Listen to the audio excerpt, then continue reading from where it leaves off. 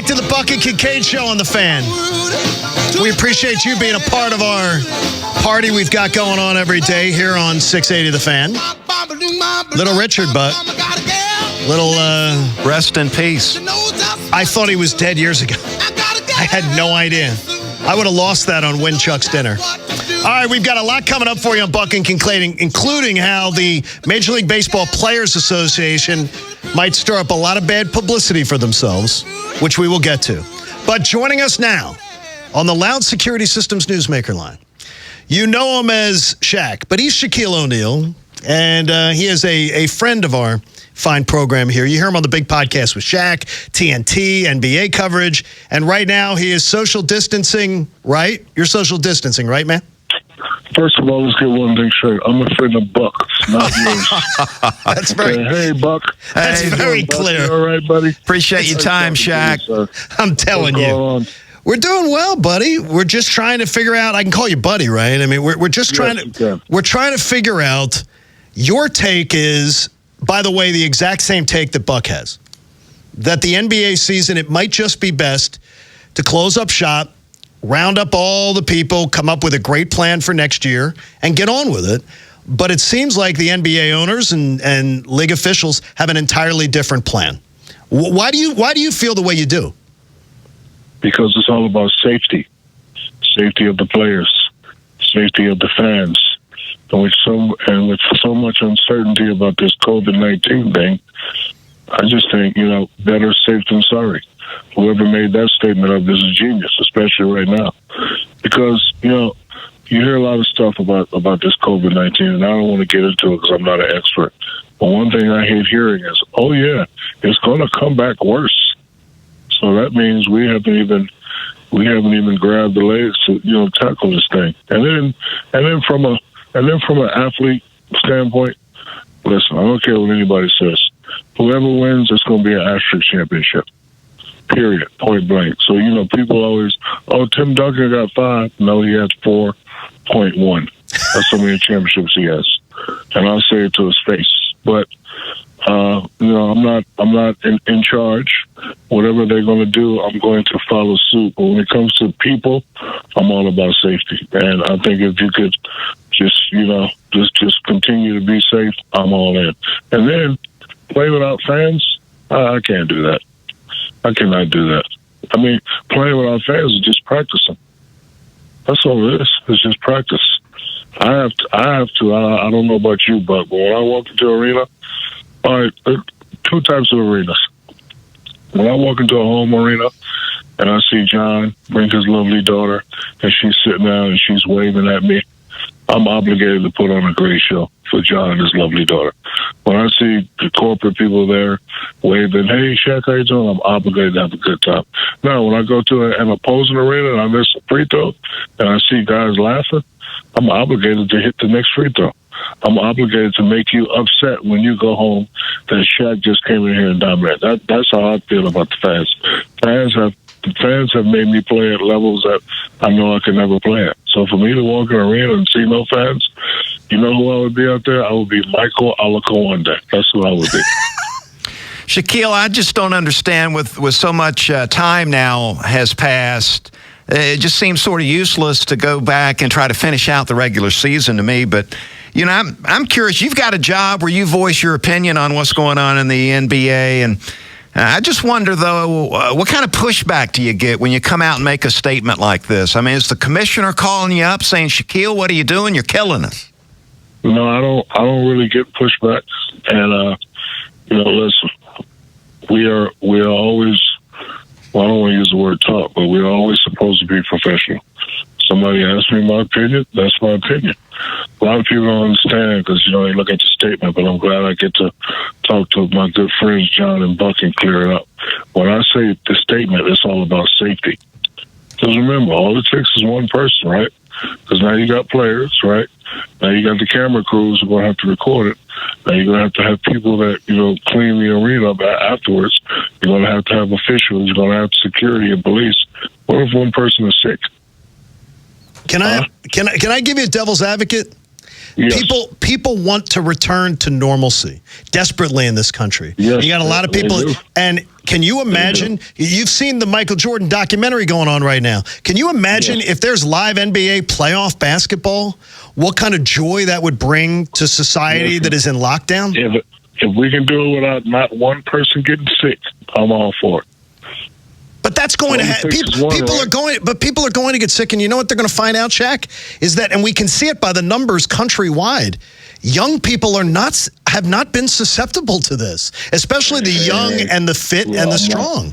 Look, I'm not getting into who's gets affected. I don't want to get into that because John, for some reason, when me and you and Buck say something, it goes worldwide. So I'm not going to get into that. Exactly.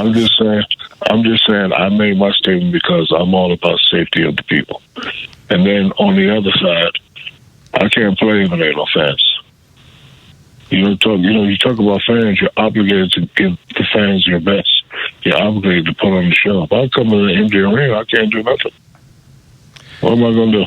Yeah, and then, what if a team that wasn't supposed to win wins a championship this year? You expect me to respect that? See, I'd love the surprise story, but you're a competitor. Who like the Rockets? Yeah. So, look, and people aren't always going to agree with what I say, and I understand that.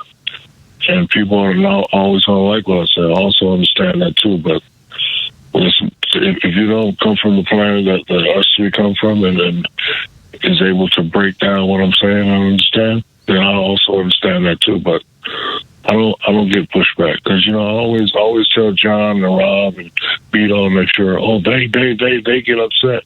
My question is, who is they? Who is they? Yeah, who are the people that are questioning you? Yeah, okay, you're mad. I understand that. Look, everybody has certain feelings about. I understand that, but from my standpoint, I'm always thinking about the safety of the people. Period. Shaquille, we got to see young Shaq last night on that Last Dance. As you remember, third year, right, with Orlando, you guys take down Michael Jordan and the Chicago Bulls in the playoffs. What are your memories of that? Did you realize at the time what was going on with Michael? And you probably understood you were going to see him a little later. He would come back out of retirement later, I would imagine. But what are your memories of that, taking down the Bulls in the playoffs? We knew he was coming back. But I tell John this all the time. I love watching karate movies growing up. And every karate movie I've seen, the young student had to take out the master. And I was like, look, we were the only team that matched up with them evenly, except we had an advantage in the post. That's where Phil Jackson started the Hacker Shack three-head monster. And I was really shooting a pretty good percentage, so his plan didn't work. Like, everybody else evened out. Jordan was doing his thing, Pippen was doing his thing, and we had some guys that were really competitive. But every time they tried to foul me, I was just knocking them down. So they really didn't have an answer for me. Look, we knew Mike wasn't the same Mike, but hey, when you step on the court, it doesn't matter. Because my question to you is, if they would have beat us, would they be saying that Mike wasn't the same Mike? If they would have won a championship that year, would America be saying, Mike wasn't the same Mike? John? Now, let's put it this way. There would have been a lot of people asking questions about, was he past his prime? Was he, and so one thing I was questioning though is, you said you knew he was coming back. So in NBA circles, you guys always expected him to return, right? No, you always hear he's coming back, he's coming back. And, everybody who was like, okay, cool. And then we had to meet him in the playoffs. I was like, listen, this is a good opportunity for us. But you know what? My book doesn't end well that year because after we beat them, I broke one cardinal rule. I celebrated too early.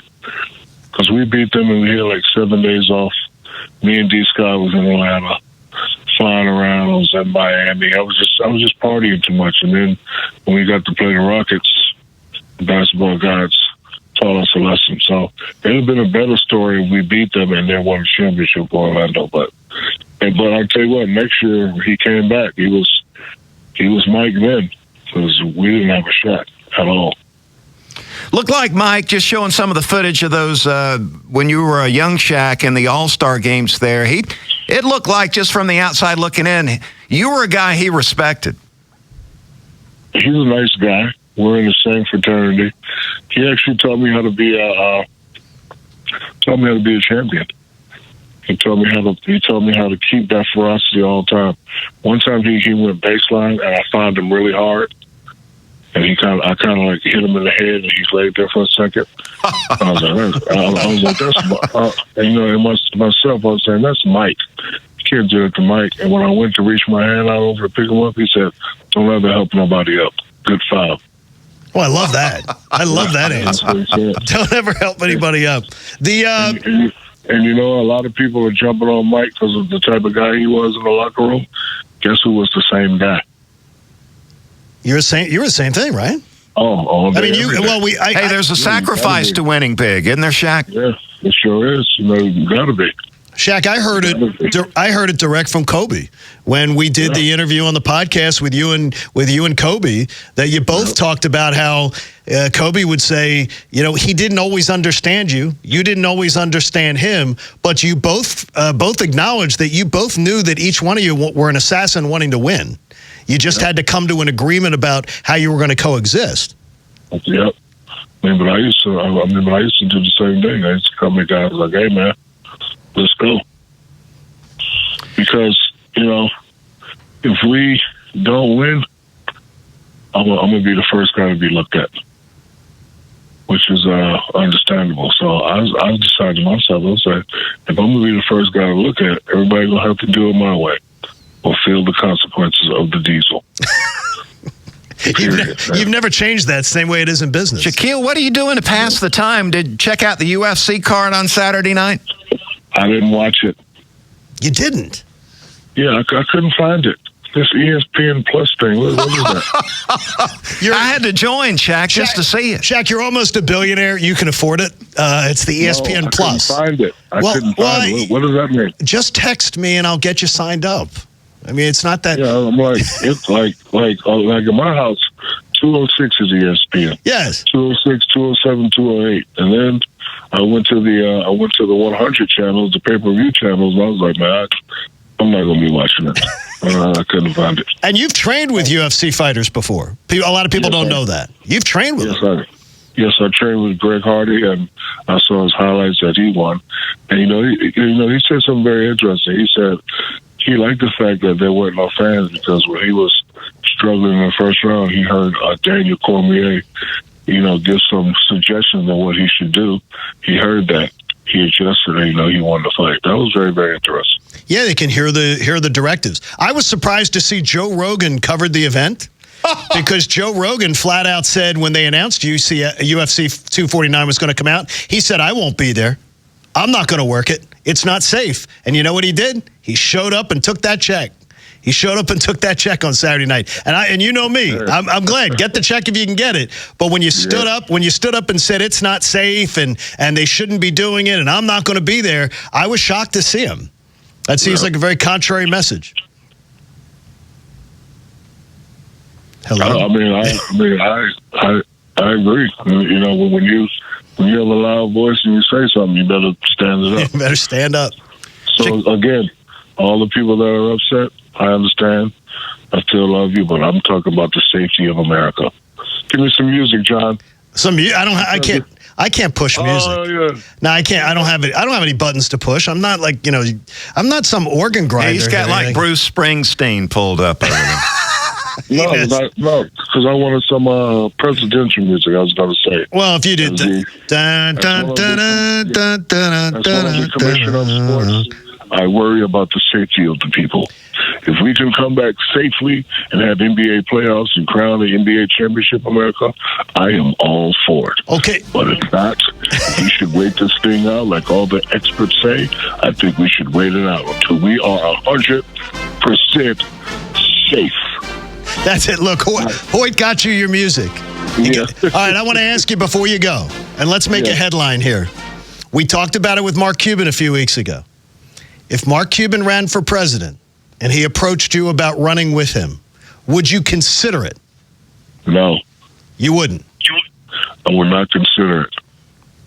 Because one, I am not that good, and two, even though we live in a world where it's this or that, I don't think I could exist in that world 24/7. See, right now, me, you, and Buck, we're neutral until we say something. When we say something, then we affect people. See what I'm saying? Sure. So, like, when you're the president and the vice president, you always live in the middle.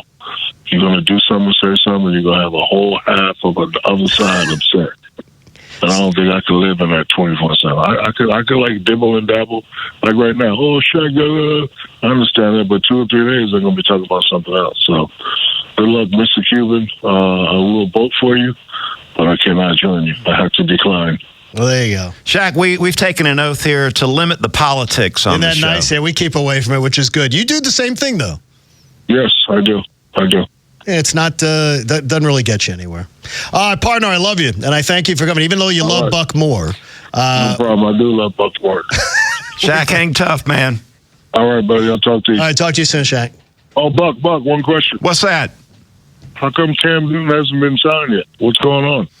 Well, Cam wants to be a starter. He didn't want to play that backup role. Oh, so is he done?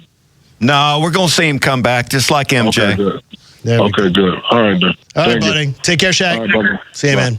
Shaq joined us on the Loud Security Systems Newsmaker line. He has a bond with you, Buck, over that. He says that there's something that you get when you're a champion in either college or pro sports. You're in a club. You're in a club, and he says that's a club, Buck. That's a club I'm never going to be a member of. But he says, but Buck understands the club. So he's got it all set up. So good to have Shaq join us there on the NBA and its plans to return and more. Yeah.